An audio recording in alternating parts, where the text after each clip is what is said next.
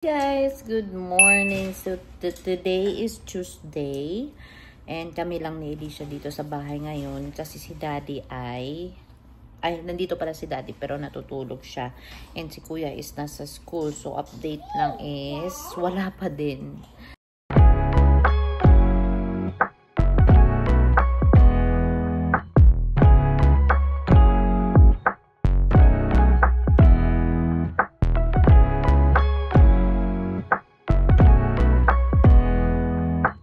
Wala pa din ako nararamdaman. Kagabi, akala ko pumutok na yung panubigan ko pero hindi pala. So, I thought manganganak na ako kagabi kasi medyo nakakaramdam na ako ng konting contraction. And kahapon kasi bumili kami ng pineapple. Kumain ako ng madami para lang sana mag-ano na siya ba? Mag-improvement na. Pero bumaba na yung tiyan ko sobra. Pero ayaw pa din talaga niya lumabas. Gusto talaga niya yata na hintayin yung due date niya. Ang due date ko is ngayong Sabado. So, tignan natin kung ano ba talaga yung ano ba talaga gusto ni Bunso. Kung lalabas na ba siya this week or mag-i-extend pa siya na another week. Pero sana naman hindi na kasi usually itong dalawang anak ko, itong panganay at saka yung pangalawa ko, hindi na sila nag-i-extend ng another week kasi nakakatae na sila sa loob. So, I'm hoping na sana hindi si Bunso ay hindi siya makatae sa loob kasi mahirap. Si Ethan dati sa Pilipinas, nung nakatae siya, nag-antibiotic siya ng 1 week. Si Alicia naman, nakatae siya but hindi siya nakakain kasi na-deliver ko siya kaagad. So, mga 4 hours lang ako nag-labor kay Alicia kaya hindi siya nakainom nung nakakain nung tae niya. So, yeah, safe lang siya. Pero si Ethan talaga is matagal ako nag-labor kasi noon, 15 hours. So, grabe na yung mga nararamdaman ko na pressure sa baba ko. Kasi bumaba na talaga siya. So, nararamdaman ko na yung pressure. Mas sumasakit na siya sa baba. And, mas nagmamanas na ako. So, ibig sabihin ay bumababa na talaga siya. But, ayaw pa din talaga niya lumabas. Siguro kung nasa Pilipinas ako, nag-ano na ako dun, in-induce na ako. Kasi dito sa Canada, iba talaga mga anak dito. Like, hihintayin talaga yung alam mo yung natural yung katawan mo na ikaw mismo, yung katawan ng nanay mismo yung magsasabi na ready ka na mga anak. So, yun ang kaibahan dito guys. Yung kay Alicia, ganun din. Hindi ako pwedeng pumunta ng ER kasi nga, pag wala pa ako nararamdaman o hindi pa pumutok yung panubigan ko, hindi tinatanggap doon, papauwiin pa din. So, yeah. Meron ako mga kaunti-kaunting mga contraction pero ano siya, hindi siya yung contraction na totoong contraction, yung na tuloy-tuloy. Pag kunyari nagta-time ako every after 15 minutes yung contraction, tapos pagka mga ilang contraction lang na ulit-ulit nawawala naman siya. So hindi yun yung ano. Yun lang ang kagandahan na naranasan ko kay Alicia kasi nung nakaramdam ako ng contraction nung pumunta kami kaagad sa ER, pero hindi kami tinanggap doon, pinauwi kami kasi kay Ethan dati naka-induce ako noon. So hindi ko alam talaga, wala akong kaalam-alam kung ano ba talaga yung natural birth talaga. So ito, at least ngayon alam ko. But okay lang naman kahit na pumutok yung panubigan ko kasi sobrang lapit lang ng hospital dito. Ang bilis lang takbuhin talaga. So yun pala guys, no, kwento ko. Kasi ang dami nga issue ngayon na mapahirapan na talaga ang permanent residency dito sa Canada. Dati pa talaga, but ngayon is mas naghihigpit sila and then ang processing time is up to 20 years na. 20 months, up to 20 months. So dati, ano lang yun, mabilis lang yung processing time. Ngayon is mas pinatagal na nila. So, mas mabusisi na din sila. Alam mo yun, ang dami ng mga kailangan.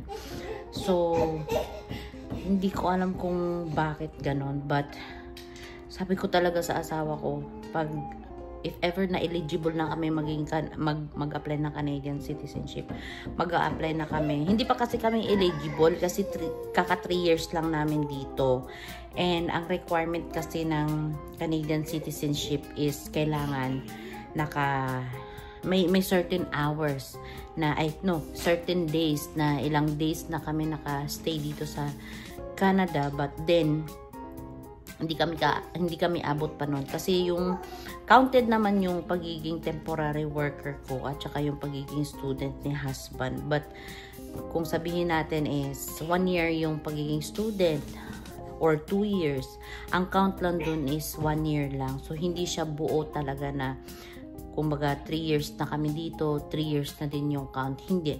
Kung ang pagiging student namin is pagiging student ng asawa ko is 2 years, 1 year lang yung count noon. Tapos kung kailan ka naging permanent resident, yun na yung count na July 22 kami naging resident. Starting July 22, 2024, yun na yung time na 1:1 na siya. One day, count na yun. So hindi na siya half kasi hinahati nila dito. So hindi pa kami eligible talaga mag-apply ng Canadian citizenship kahit na gustuhin na namin kasi nga sa dami-dami ng hinigpit ng Canada, as in natatakot na kami na alam mo yun, patatagalin pa. Wala na kami patatagalin pa kasi mas gusto namin na mag-apply na kami bago kami, alam mo yun, yung umuwi ng Pilipinas ba or bumiyahe kahit saan-saan. Kaya hindi kami lumalabas ng Canada kasi kung lalabas kami, babawasan na naman nila yung days kung ilang days kami nawala sa Canada. So yun, nung nakaraan meron kasing calculation sa online lang ng website ng Canada. Tinignan ko, ang eligible kami 2026 July pa eh. So hopefully hindi nila pag-iinitan yung mga nag-a-apply ng Canadian citizenship naman. Mag-focus muna sila ngayon sa PR ng mga paano nila isosolve yan na paano nila isosolve yung mga temporary worker ngayon. Sana hindi sila pupunta muna sa Canadian citizenship na application. So yeah, kailangan talaga mabilisan. Walang labasan muna ng Canada para makapag-apply na kami at saka maging eligible kami mag-apply ng citizenship. Kasi tinan nyo guys, unfair kasi ang dalawang anak ko citizen na sila. Citizen na yung dalawang anak ko, itong nasa tiyan ko at saka si Alicia. Ako na lang si Daddy at saka si Ethan. So naaawa ako kay Ethan kasi lagi na sinasabi bakit daw si Alicia at si is citizen na, kami daw hindi pa. So ini-explain namin ni Daddy na doon kasi kami pinanganak sa Pilipinas, yung ganon. So, sabi niya, paano daw kami magiging citizen para daw yung mga kapatid niya. So yun, ayan, nakaligo na yung anak ko, mga anak ko, si kuya nakaligo na din, and ako, naligo na kami. So, kanina, hinatid ko si Daddy sa work. And, yeah, update. Hindi pa din ako nanganganak. Kasi maraming nagtatanong kung nanganak na ba ako. Sabi ko, hindi pa. But, tomorrow is my check-up. I-IE na naman ako bukas. So, walang work si Daddy. Pero sana masamahan ako ni Daddy kasi hindi ko alam kung anong mangyayari bukas. If i-IE ako at ako ni Doc. But, hindi ko pa sure kasi kung sasama si Daddy, wala pa siyang tulog. Kasi panggabi siya ngayon. Ano ang work niya? 7 to 7, 12 hours yung shift niya. So, I'm not sure kung makakasama siya.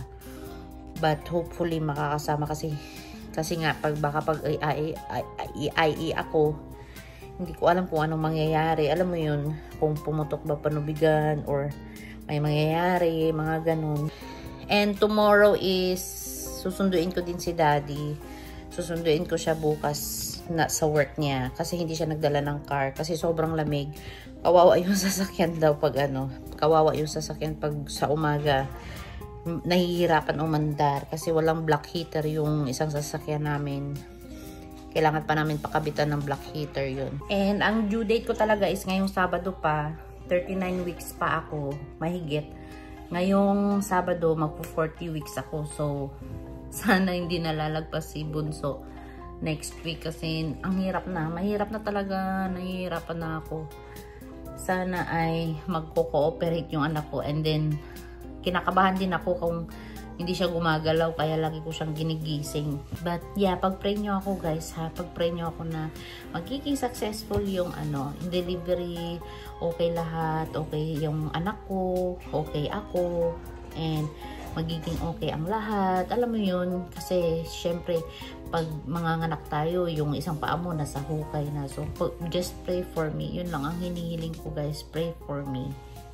So, tomorrow, update ko kayo kung magpapacheck up ako bukas. So, update ko kayo kung ano mangyayari tomorrow. Kung ilang cm na ako kasi last week is 4 cm ako. So, I don't know kung mas nag-open ba yung cervix ko kasi kain ako ng pineapple. Ang sakit na nga ng dila ko sa kakakain ng pineapple. So, update ko kayo tomorrow, guys. And, dumadami na yung subscribers natin. Malapit na siya mag 5,300. So, maraming salamat sa mga bagong subscribers namin. And, thank you so much. Welcome to my channel. And don't forget to subscribe sa mga baguhan pa lang dito sa channel ko. So, don't forget to subscribe, like, and share. So, tapos mag-comment kayo kung ano yung mga tanong nyo. Bye!